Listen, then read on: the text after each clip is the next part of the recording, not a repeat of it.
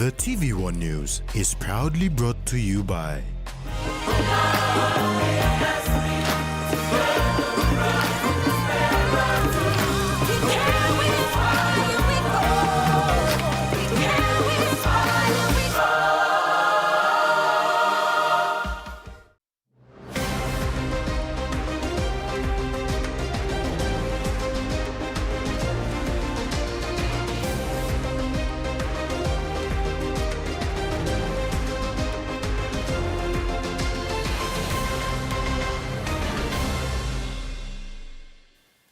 Hello, I'm Rex Lita with the news. Thanks for joining us.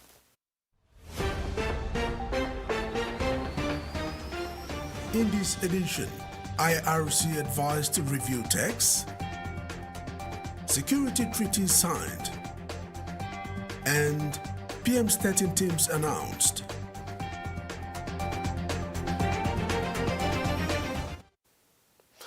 Over 76 magistrates from Papua New Guinea took part in the three-day National Sentencing Parity Conference in Port Moresby. Chief Justice Segib Salikas said opened the conference today. During the three-day program, participants will identify issues around making sentences, especially in criminal matters, which is driven by a dire need to find impartiality and balance in the sentencing space. Over 76 magistrates in the country, including Chief Magistrate Mark Pupaka and his deputies, are participants in the three-day National Sentencing Parity Conference today in Port Moresby. The program, which began today, aims to identify issues of making sentences, especially in criminal matters. It is driven by a dire need to find impartiality and balance in the sentencing space. Chief Magistrate Pupaka said magistrates, including judges, are judicial officers bound by an oath to respect the Constitution and to implement justice without fear or favor when making sentences prescribed by the law. Fear and favor,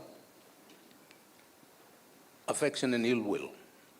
That's a visible demonstration of commitment to the rule of law and people who pay us, the country, taxpayers and the community, to be in this space.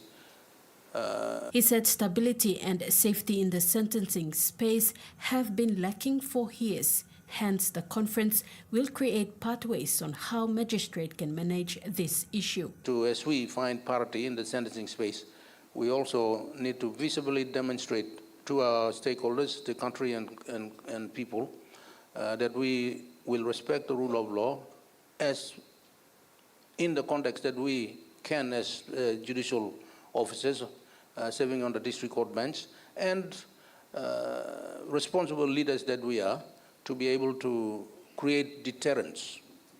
Chief Justice Segib Salikas said imposing a sentence based on the law is not easy due to humanitarian grounds, but legal practitioners must not make this an excuse. Actually, find the right sentence is not an easy job.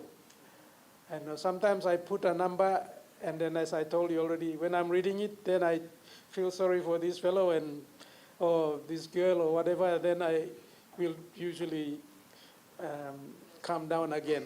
He urged magistrates to highlight the issues of sentencing in their respective courtrooms and learn from each other on how best they can improve the sentencing space of the law and justice sector. We are all here to learn from each other on the principles of sentencing, what to do, what consider when you're dealing with a convicted prisoner that you have convicted.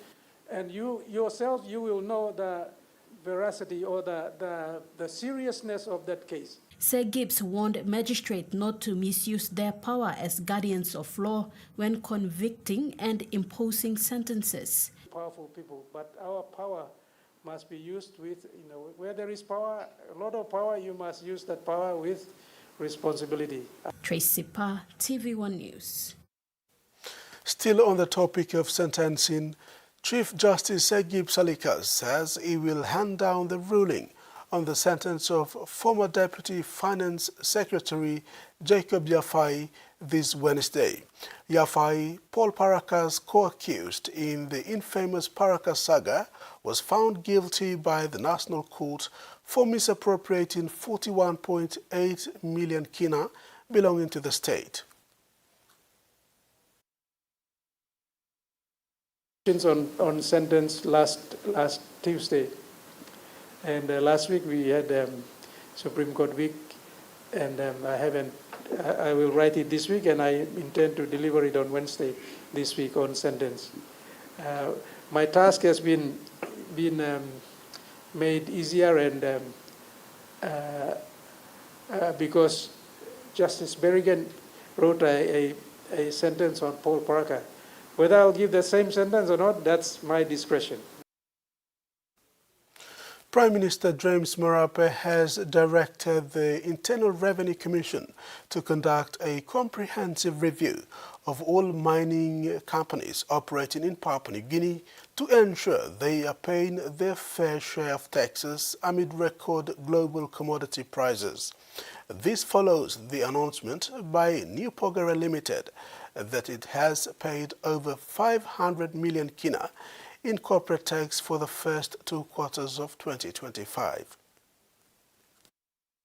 Prime Minister James Marape's directive to the Internal Revenue Commission to conduct a comprehensive review of all mining companies operating in Papua New Guinea reflects the government's growing scrutiny of the mining sector, especially in light of the rising global commodity prices. Marape said mining companies play a major role in the country's economy. He added that ensuring these companies are paying their fair share of taxes is vital for the nation's fiscal health, particularly as global prices for minerals like gold, copper, and liquefied natural gas reach record levels. The Prime Minister said New Pogara Limited has paid over 500 million kina in corporate tax for the first 2 quarters of 2025, a significant positive step, especially in an industry often criticized for its tax compliance practices. He said while some existing resource development agreements date back to the late 1990s and early 2000s, it was important that these arrangements evolve with global market realities. The Prime Minister further announced that once the PNG economy reaches the 200 billion kina threshold, the government will review and consider cutting taxes for the people and businesses. He also reaffirmed the government's commitment to strengthening fiscal oversight, increasing domestic revenue collection, and ensuring the mining and petroleum sectors contribute effectively to national development. Freddie Mo, TVWAN News.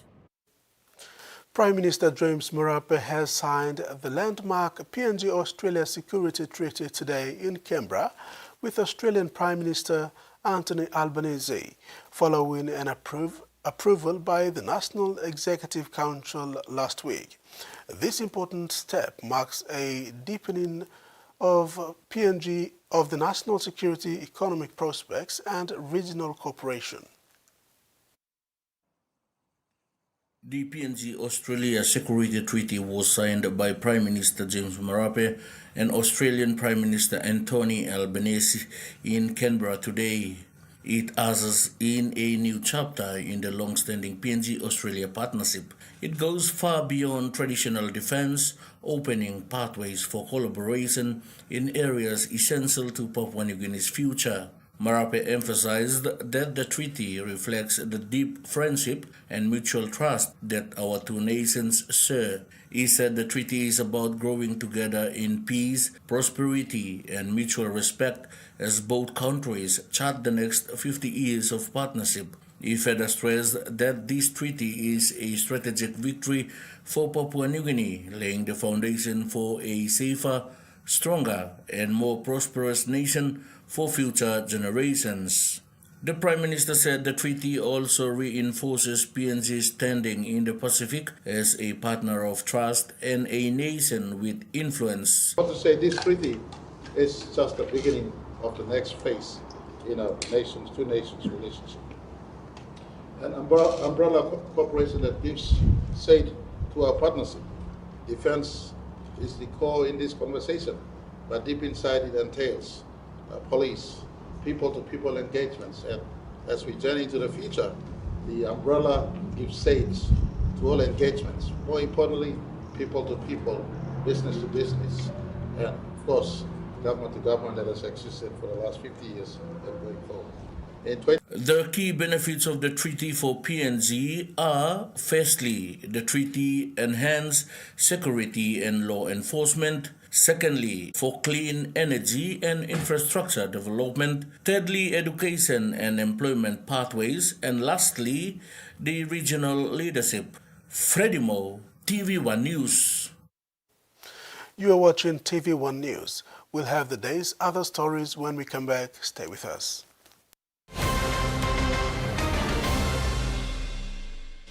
For too long, banking has felt out of reach for many. But now, BSP's One-Took Wallet is here to change that. Send and receive money, pay bills, and top up. It's your money, wherever, whenever. Because at BSP, we are committed to improving how our customers connect to our One-Toks, to our family, to the ones we love. BSP's One-Took Wallet. Money made easy. Dial *131# for everyone.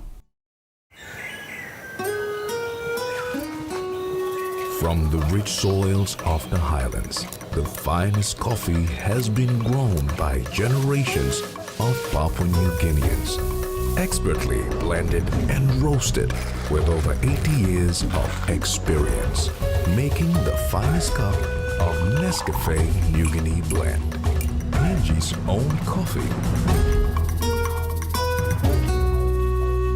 The Toyota JD Hiace bus comes in 14 and 15-seater high-roof luxury model powered by 2.8 liters JD engine for optimal performance output, fuel efficiency and quietness, designed with improved safety features and easy maneuverability for tire steering angle. The Hiace lift suspension and annular frame structure is opted for smooth ride, comfort and safety. Experience the ride on the Hiace bus and experience the Hiace Pride, the bus that exceeds all expectations. PNG's favorite soft drink now in bottles. GoldSpot brings you fresh, bold flavors in brand new 500ml bottles.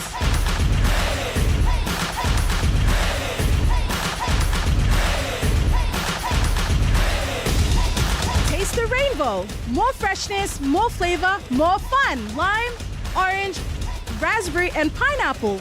Proudly made in PNG. Proudly GoldSpot. For Simon, life is simple. Dreams seem distant, yet hope remains.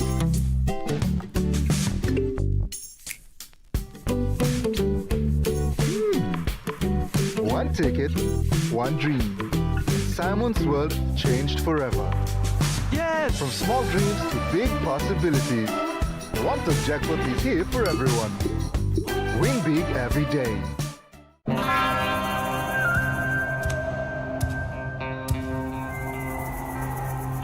Show the dishes who's boss. Fight mess with Axion, the tough grease stripper. 100% effective at doing the dirty work. The triple active power breaks down tough grease, and its antibacterial formula leaves dishes squeaky clean. Get tough on grease. Get Axion.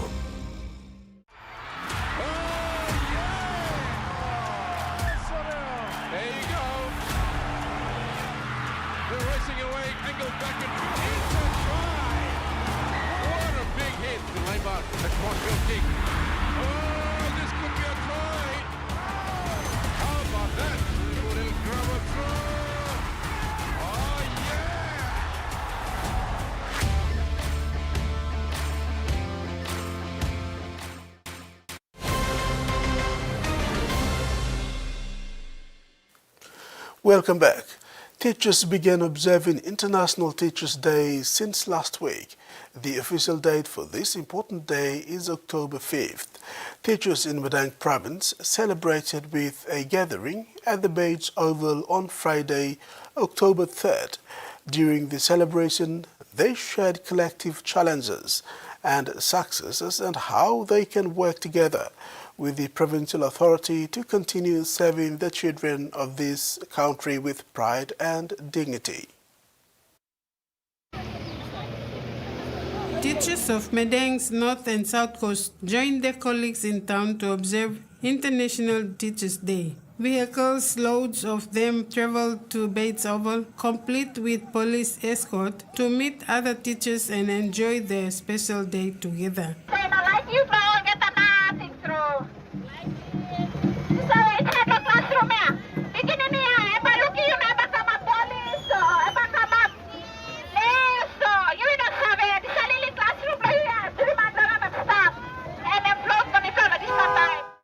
This year's International Teachers' Day is themed Recasting Teaching a Collaborative Profession, emphasizing the transformative power of teamwork in education. Acting Education Advisor Alphonse E. Gag stressed that no matter the demands that come with their profession, they must commit to their responsibilities in educating Medang's children.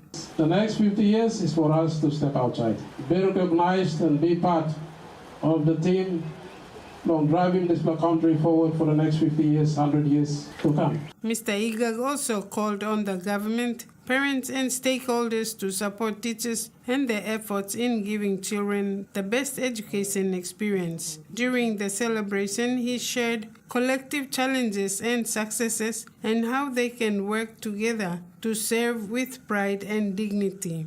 So big like this, but people work together collaboratively, meaning that aside from our profession, we need support from firstly our parents, other important stakeholders, and also other professionals, politicians, to bring motivation and inspiration into our own profession. Vice President of the Medang Chamber of Commerce, Christian Sito, applauded teachers who strive to bring about positive change and development through their profession. He reflected on moving forward as a country, and the teachers will be at the forefront of preparing today's children to lead the country in the next 50 years. Our future depends on the strength of our dreams, big dreams. But we also need the wisdom and the collaboration of those who shape the minds of tomorrow, which is you, our teachers. In the spirit of this year's International Teachers' Day, we must respect every teacher who shares knowledge. Head boy of Tusbab Secondary School, Doom Israel, emphasized on the need to equip students not just to pass exams, but to take on the modern world with digital literacy, critical thinking, innovation, and entrepreneurship. You, our teachers, are the backbone of this progress, working tirelessly, often under difficult conditions, to ensure that every child has the opportunity to learn. If we are to be competitive with other nations. UNESCO calls on governments, partners, and stakeholders to make a collective commitment to ensuring that collaboration is recognized as a norm within the teaching profession, and that includes training for professional development. According to UNESCO, there are still persistent inequalities today in access to continuing professional development. This prevents many teachers from participating in learning that helps them improve their practice and stay motivated. UNESCO says well-trained teachers will lead education transformation. Frida Kana, TV1 News. During the Teachers' Day meet in Medang, teachers made peace with some sector heads. They apologized for unprofessionally dealing with an issue involving the death of a fellow teacher. Head teacher of Holy Spirit Primary School, Francis Arigini, led the customary reconciliation ceremony. He apologized to those individuals named, including Governor Ramsey Pariwa and Provincial Police Commander Robert Baim. Last year, Madang teachers walked out of their classrooms after authorities did not respond to their grievances over the teacher's death.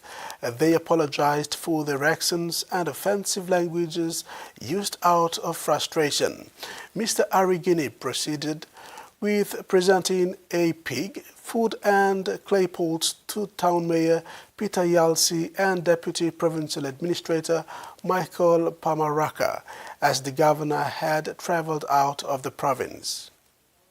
Even as a kaya good plan time, now you become the exam time where plan your beginning but go through the exam long all. Now me wishing you all the best. EU FCCB program met with university students, civil society and media to celebrate the EU Green Diplomacy Week at the Mosby Arts Theatre this week. The event featured 40 university student scholars. The European Union Green Diplomacy Week, involving forestry, climate change and biodiversity, is an annual event which the EU officers around the world host in different countries about this time of the year. It is an event leading up to the UN Convention on Climate Change COP30 in Brazil from 10th to 21st November 2025.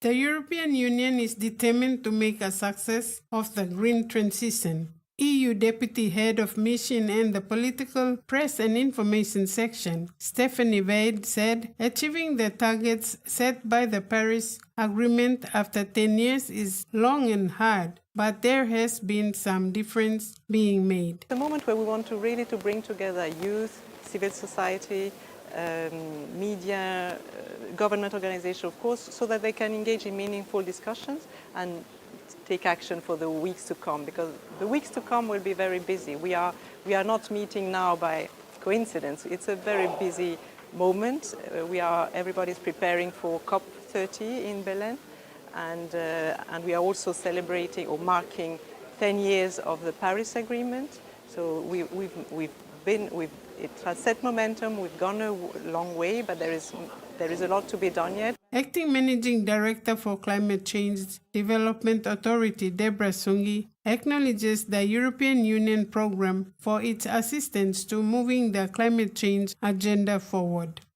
The EU's long-standing support has enabled CCDA and the government and our partner agencies to turn policies really into practical actions, empowering our provincial government, our civil society, and the communities to really take ownership of climate solutions that align with Papua New Guinea's nationally determined contributions and our long-term emission strategies. Alaric Vandenberg, Project Manager of EU FCCB Program, National Component under the Expertise France Groups, explained the purpose of the program. So we have different interventions, but one of the ones that we are extremely happy to be able to roll out is a master's scholarship scheme. And so this is part of our support for the development of postgraduate education and research in the FCCB space. The program is sponsoring 20 Papua New Guinea students and now calling for another 20 because they see that there aren't many people with masters in this discipline. The scholarships are fully covered and valued at 10 million kina for research and scholarship. Frida Kana, TVWAN News. And now the finance news. The kina closed unchanged at $0.2386 in the interbank market. At Bank South Pacific, our kina was buying $0.2311, $0.347 Australian dollars, 0.1891 euro and 34.18 Japanese yen. Looking at commodity prices at New York close, gold, coffee, crude oil and copper closed higher. Cocoa closed lower and copper and palm oil closed the day unchanged. And on the stock market, the Dow Jones closed higher, the ASX closed higher and all ordinaries closed higher as well. Stay tuned. TV1 News continues after the break.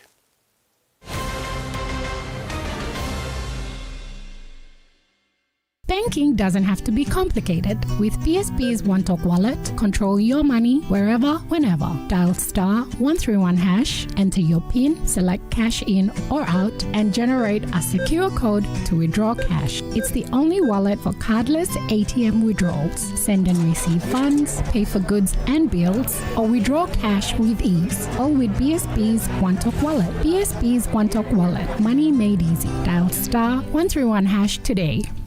Magic Golden Ticket Promotion come back. Now by finish long 30th November 2025. Only Magic Golden Ticket long you, long winning share long 500,000 kina inside long packet Magic Chicken or beef noodles. All prizes start 50,000 kina, 20,000 kina, 1,000 kina, na 500 kina. Open packet long Magic Noodles na Pining Golden Ticket long come up winner. No can wait. Buy Magic Noodles now.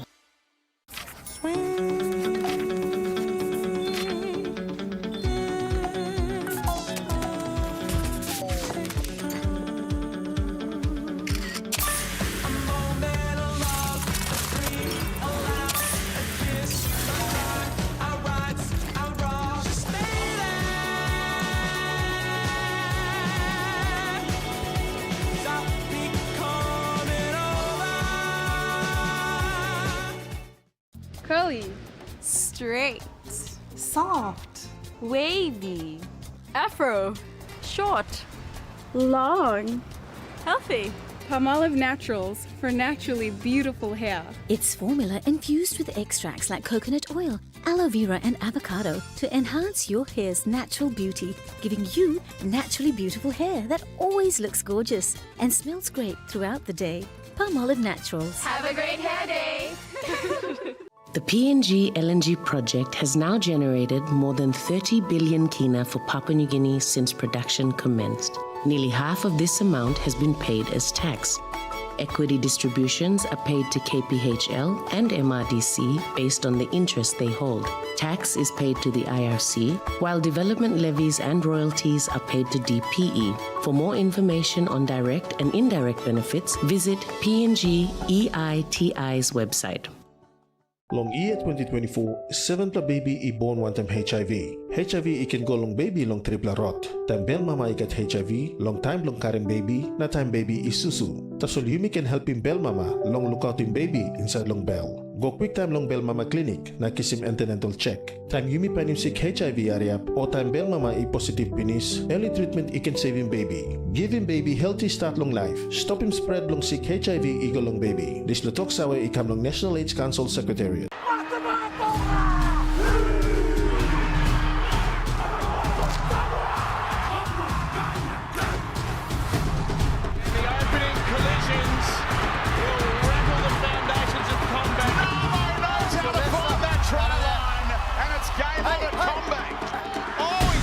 Blindside and is celebrating a try.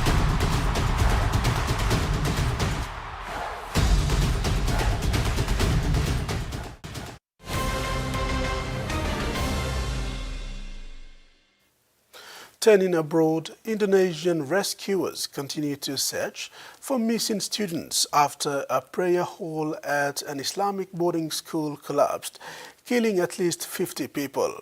According to the National Disaster Mitigation Agency said, rescuers used excavators and cleared 80% of the debris. They found the bodies of mostly teenage victims. The agency said rescuers found 35 bodies at the weekend alone, and the search will continue for 13 more trapped victims. The structure fell on top of hundreds of students during afternoon prayers on September 30th at century-old Al-Khozini School in Sidoarjo on Java Island. As Victoria pushes ahead with a plan on matches and urges other jurisdictions to do the same, The Northern Territory government is resisting, saying there are legitimate reasons to own them.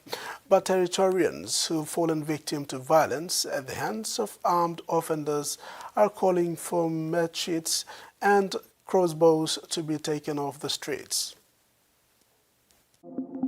Trevor Miller was fast asleep when two teenagers broke into his home, changing his life forever. The older one dragged me out of bed by my hair. I managed to break free of him into the bathroom. I got the door closed and locked, and then he kicked the door in, took the door completely off. Then one of the boys pulled out a machete, striking Mr. Miller across both hands and sending him to hospital for 3 months. Whilst I was in surgery, they had to resuscitate me. The blood loss was that bad. In some remote communities, machetes and crossbows appear during violent flare-ups, and the results can be catastrophic. My 4 grandchildren got hurt by crossbow. One survived, went to hospital, and I lost one at the scene, right through his heart. Ever since that tragic day, Regina Wilson has been pleading for a weapons ban. Nobody listening to us, and more people got to get hurt, more got to die. Nobody should have it in the community. I've been here 54 years. This is the worst it's been. Successive governments have failed since I've been in the Northern Territory, and at the moment, crime might be a little bit down, but it hasn't really got to the root of the cause of why this is happening. Now, as the Victorian government pushes for the rest of Australia to back its ban, the peak body for older Territorians is also calling on the NT government to ban machetes and crossbows for those without a genuine need. You can put these kids in jail or do this and do that, but when they come out, what happens? Lawyers acting for young people say the government's tough talk on crime is doing little to discourage the carrying of weapons. It would be naive of us to think that a 15-year-old is sitting down and watching the news on a nightly basis or reading the newspaper or keeping up with debates that are happening in Parliament. That's not part of their world. When the carrying of weapons becomes more and more common, more and more people do it. But Trevor Miller supports the government's approach to juvenile offending. I can't see any reason why kids would possibly want or need a machete. They put one in their hands and they should be in a lot of trouble. The NT government says while community safety is paramount, people, not weapons, cause harm, and machetes and crossbows are legitimate tools for hunting and gardening. They say they'll continue to hold offenders to account without unfairly restricting law-abiding Territorians. Chinese state media reported on Sunday local time that hundreds of local villagers and rescue teams had been deployed to trekkers stranded near the eastern face of the world's highest peak as unusually heavy snow and rainfall pummeled the Himalayas. CCTV reported that as of Sunday, 350 trekkers had reached the small township of Kudang, while contact with the additional 200-plus trekkers had been made. It is unclear exactly how many trekkers remain trapped. The CCTV report did not say if all local guides and support staff of the trekking parties had been accounted for.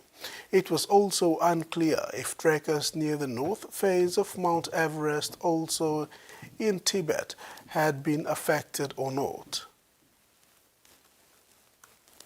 Hepatitis B infection and mortality rates in the Northern Territory used to be the worst in the nation, primarily in remote Aboriginal communities, which have limited access to health care. Infection can lead to severe liver damage and even cancer.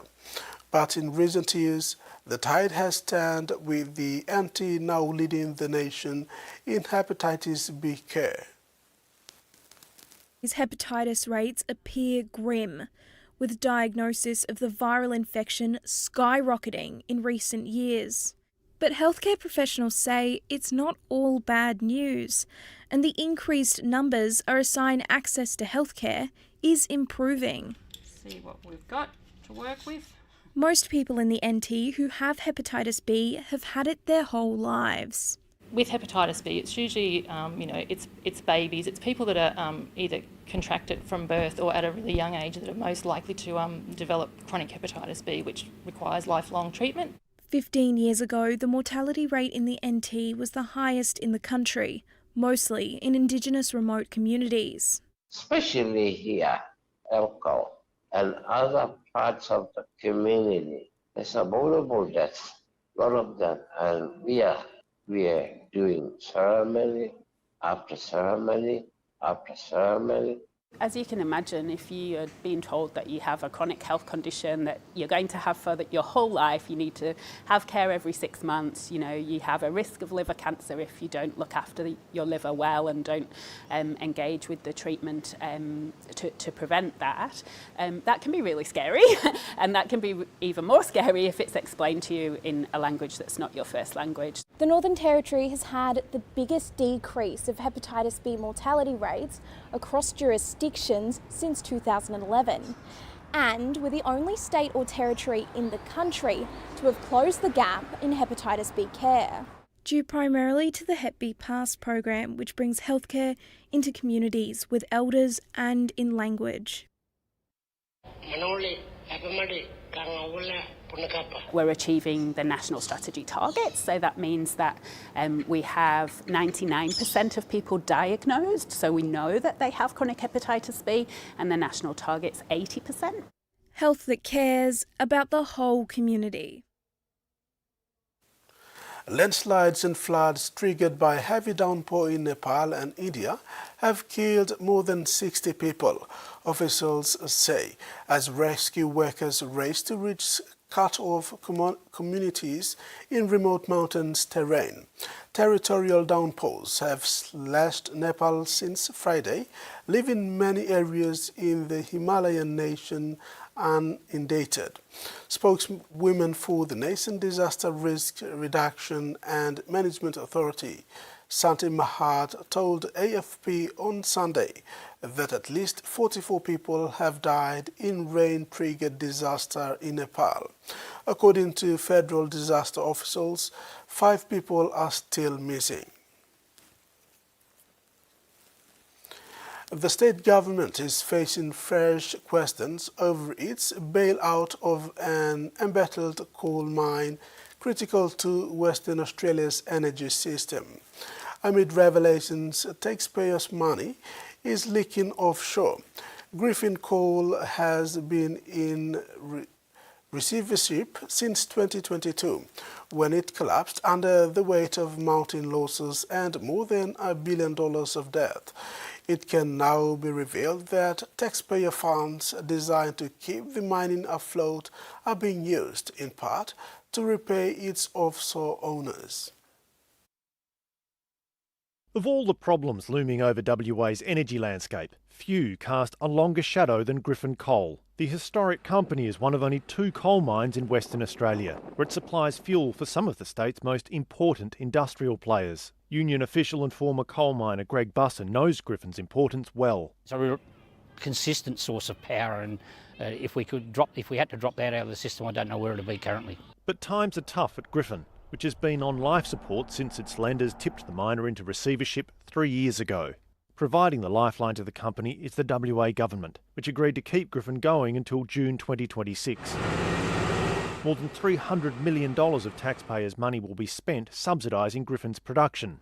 The state has previously said the cash would not be used to repay Griffin's lenders, but answers to questions in state parliament tell a different story, with the government acknowledging it had spent almost $15 million paying secured creditors. The secured creditors of Griffin are going to receive about $30 million out of the $308 million that taxpayers are pouring into the black hole that is Griffin Coal. Griffin is still one of WA's most critical energy assets, supplying the coal that's used to produce about 15% of the power in the state's main grid. Its intractable problems put the state in a bind. struggling to live with the miner and its lenders, and seemingly unable to live without them. It is the price of keeping lights on and making sure that we've got consistent, good quality, and it's fit for purpose power, currently baseload power. The state opposition says the government needs to come clean. When Griffin Coal continues to lose $7 million a month and it is propped up by the taxpayer, I don't think the investors should be receiving a dividend, but they are. The government declined to answer questions about the debt repayments, but insisted it is the receiver and not the state that is responsible for distributing payments between creditors. That ends the news segment. Later in sports, PM13 teams announced and Magpies with their masterclass performance.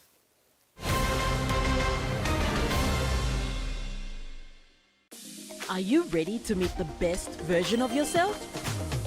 The one with the bright, confident smile? You've got to take pride in how good you look, how fresh your breath smells, and how great you feel. To boss it at work, to be your best for uni, or to catch the eye of that special someone. You've got to brush up your vibe with whiter, healthier, brighter teeth. Brush up for confidence with Colgate.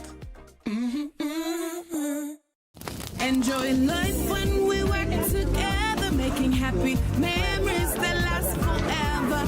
Hot in talk, young or old, a scale race, family meal with home. We'll bring out the smiles cause it's our favorite of mine. Sandy Sicola, scale rise, don't scale, scale price. Sandy Sicola, scale rise, don't scale, scale price. Amber, you like it? 100% proudly PNG owned Tassian Group would like to wish you and your loved ones a beautiful Golden Jubilee 50th Independence. Thank you for being a valued part of our community. Let's continue the journey for another 50 years together. Proudly PNG.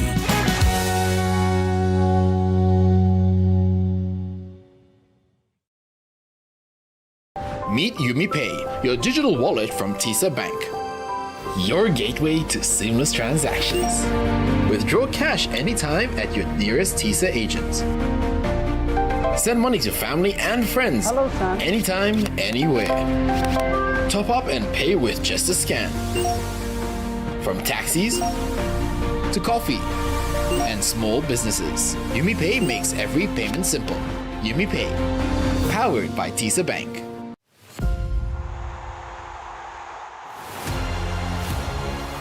To start a World Cup.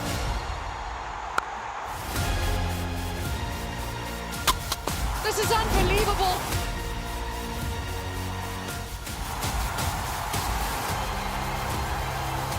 They have etched their names in history.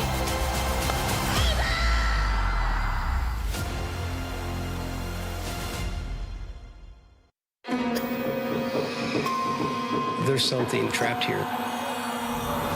We're not alone.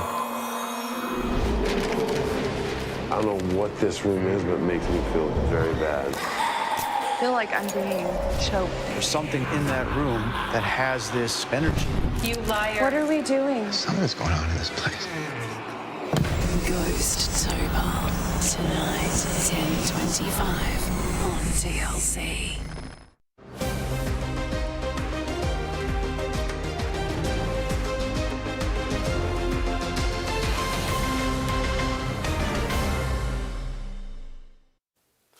Thanks for staying with us.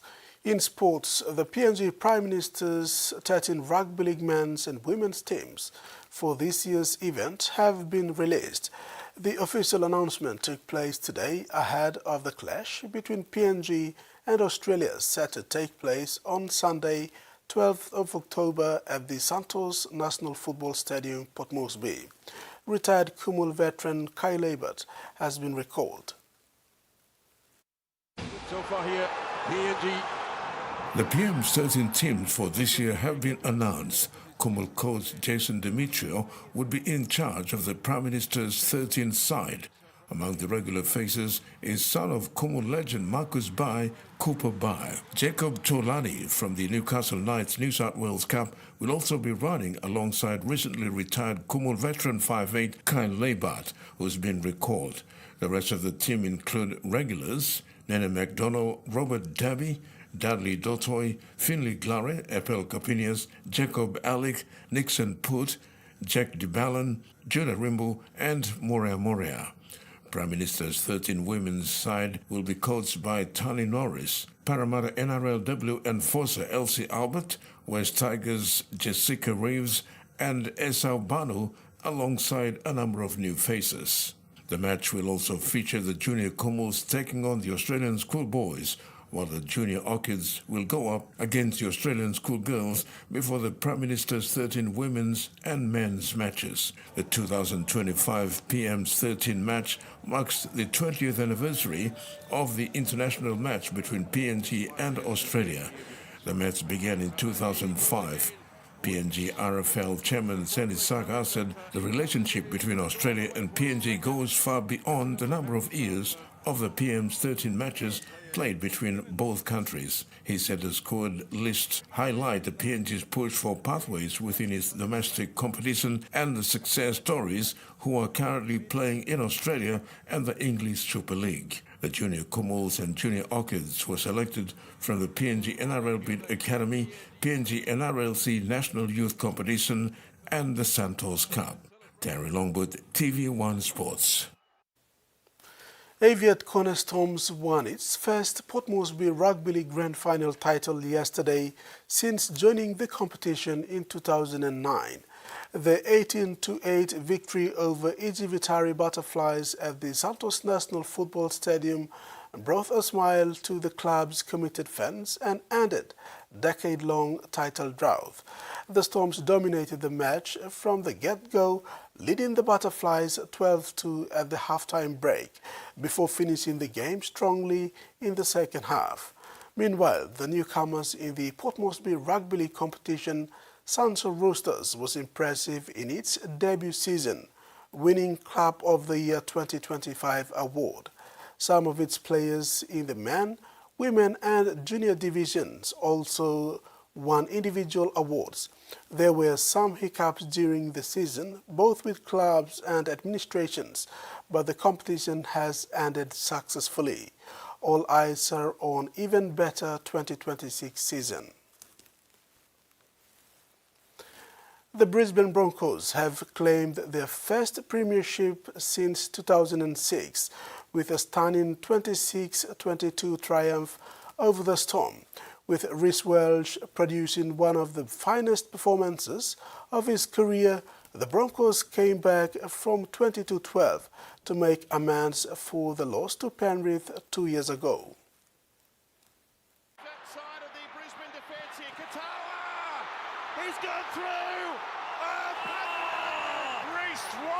In front of 80,223 fans at Arco Stadium, the Broncos kept a magnificent season as Ben Hunt savoured redemption for 2015 and Adam Reynolds grabbed a second premiership 11 years after his first. Michael Maguire joins Wayne Bennett, Chris Anderson, Jack Gibson, Tim Sheens and Phil Gould as the only coaches to have won titles with two clubs. The Broncos now have 7 premierships in the trophy cabinet: 1992, 93, 97, 98, 2000, 2006 and 2025. Rhys Walls, the Broncos' #1 gun, was described by teammate Ben Hunt as an absolute freak after running 176 meters, breaking 14 tackles and producing 3 try assists and saving 3 more in the virtuose display. Walls has revealed the words of wisdom from coach Michael Maguire that transformed the Broncos' season and made him a better father away from footy. Walls produced one of the great grand final performances on Sunday night as the Broncos came back to stun the Melbourne Storm 26-22. Fronting the media in the post-match, Rhys reflected back on his roller coaster rugby league journey, especially moving back to Brisbane from the Warriors. Young kid coming back to Brizzy. Remember calling him on Mad Monday for the Warriors saying, I'm bloody going to come back and help you win a comp. And Man, just to be here right now, like from day one, dodging Madge's calls, I was too scared to talk to him, but you know, we're in the trenches together, we're running through the bush, you know, together as a team, the culture that, you know, we have built, the belief, I think, you know, no one gave us a chance, and the only ones that believed were the ones in the room, and, you know, us players, and our backs were against the wall and we could have, you know, shied away, but, you know, we went towards those moments, and, man, I'm just so honoured and grateful to be a part of this team, and it's been 19 years and, you know, we've just etched our names in history, so I'm extremely honoured. The 23-year-old silenced a lot of critics with a try, 3 assists and a stunning late tackle on Ryan Peppenhausen that saved the game. Remarkably, NRL legends Jonathan Thurston and Darren Lockyer have both declared it the best individual performance they've ever seen. But he then got serious and revealed it was Maguire's advice for how he should be treating his injury layoff and turn him around. Walls admitted it was spending way too much time looking at footy and poring over video while at home and not enough on young daughter Layla. Terry Longwood, TVWAN Sports. 2024 dual premiers Gero Magpies put on a masterclass performance on Saturday to shoot down arch-rivals West Eagles 60 points to 28 in Week 1 of the Port Moresby AFL qualifying finals. They displayed some intense but entertaining footy in the opening periods of the first before Magpies found another gear in the third and fourth quarters, kicking 6 unanswered goals to seal the deal in their favour. The highly anticipated clash of the 2 heavyweights of the POM AFL got their fans cheering on from the get-go. Gero Magpies and West Eagles displayed their goal-kicking prowess, closing out the first half 20-27 in Eagles' favour. After the break, defending premiers Magpies, led by player-coach Greg Akari, finally got matters into their own hands, dominating proceedings in the third and fourth quarters with easy goal territory through their middle forward that resulted in an avalanche of 7 unanswered goals to their tally and literally left Eagles wanting. At full-time, Gero Magpies adding 9 goals, 6 behind 60 to West Eagles, 4 goals, 4 behinds 28. Speaking after the emphatic win, an elated Akari said they expected a tough challenge from West and had to prepare well. It paid off with a big win. He commented that during the regular season, Eagles beat them twice, so they had to work extra hard to get that crucial win. They are now in good stead to defend the title. Sa round 1 and round 2 kami, West been winning me 2 games so. Now it's like game we look forward to it. Omang game, so 1 week all full swing training, all 10 up, and 1-1-2-2, all boys to solve me plan, some plan 10 up na sila ba. Omang look forward now it's like game na we can play today. Yes, next week we play in Docas, and look forward to this two, we play 1 them all. And we plan look back, we look forward to solve because I'm last game come na. You know time to look back, time to look forward to solve na.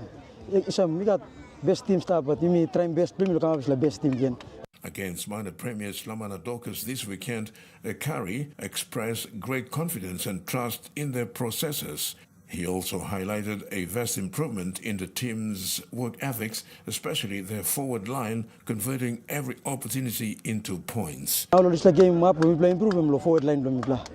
And past time we play we ball sa come goal front, we come back again, but this time we play we talking more say one ball come goal front at least must goal. And one behind one, you may set up, make him boundary, and come back again, you may go back and try 6 again, yes.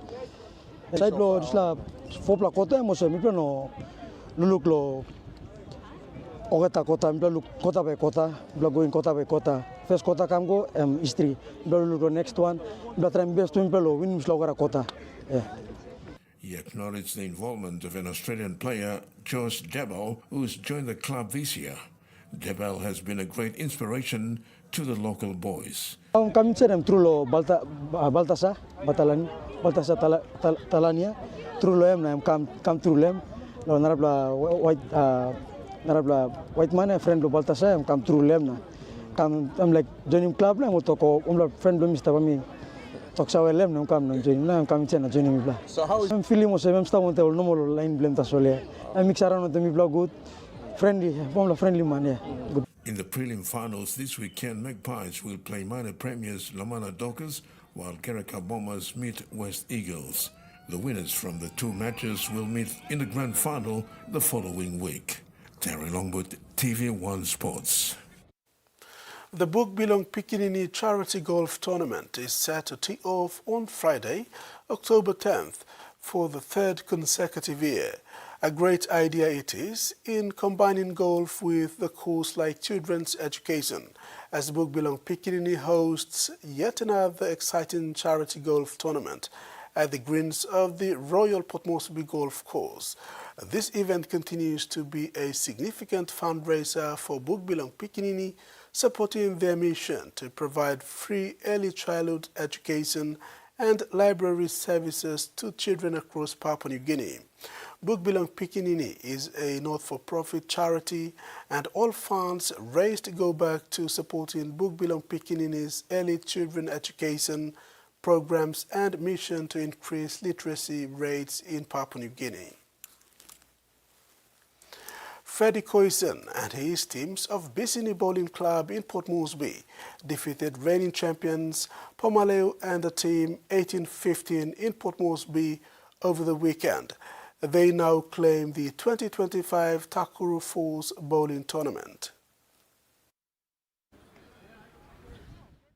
After four sectional rounds of the 2025 Takuru Falls Tournament, Section 1 was won by Freddie Coyson and the team from Bisini Bowling Club, and Section 2 was won by Polo Pomaleo and the team also from Bisini. Sections 3 and 4 were countbacks. The Section 3 countback was between Polo Pomaleo and Jonathan Nalau from defense, and countback 4 between Manu Wallo and Victor Liswan. After the countbacks, Nalau won Section 3 and Wallo Section 4.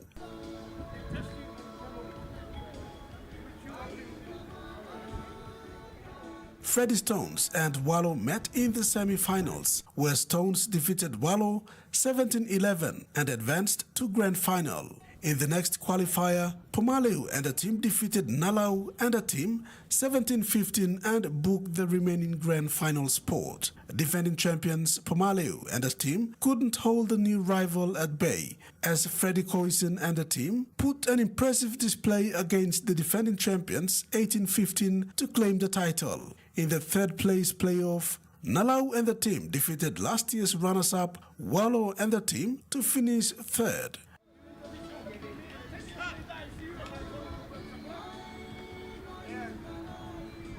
Games coordinator Defense Bowling Club John Pokatou said a total of 16 teams had registered and participated in this year's Takuru Falls tournament.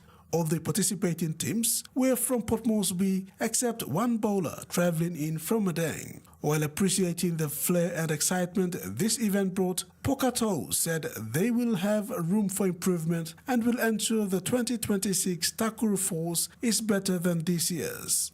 I would probably be looking forward to a better one next year, which will involve the ladies, and hopefully we have the other 5 sister clubs in the country flying over, taking part in the inaugural 2026 Takuru Falls, which will include the ladies, yes. The games coordinator also indicated that the 2026 Takuru Falls will be the first mixed event as they move to include women in the competition. This Takuru Falls for 2025, which will be the last event where only all the male dominated players are playing. Next year will be a mixed event, so that is a bonus and good news for the lady bowlers in our country. Next year's 2026 Takuru Falls will be a mixed event.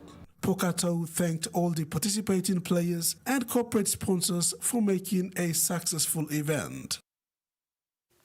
Now the weather forecast.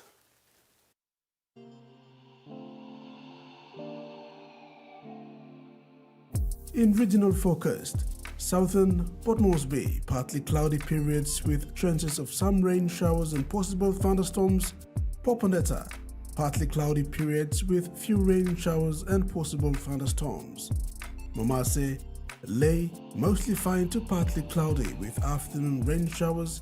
Madang, mostly fine, sunny periods. New Guinea Islands, Kavieng and Kimbe, partly cloudy periods with rain showers and possible thunderstorms.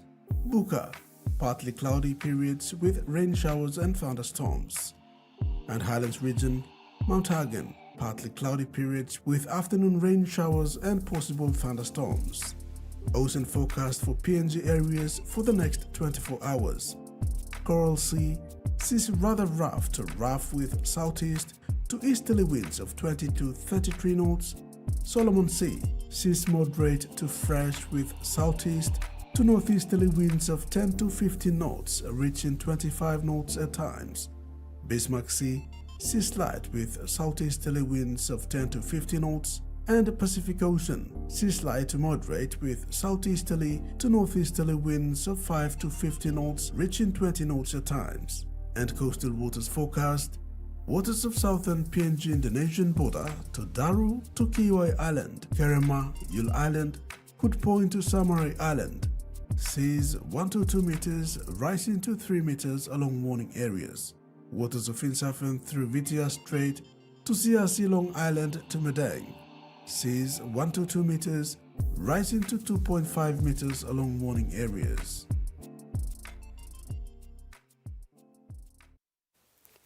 And that wraps up the news tonight. From the news team, pleasant viewing. Good night.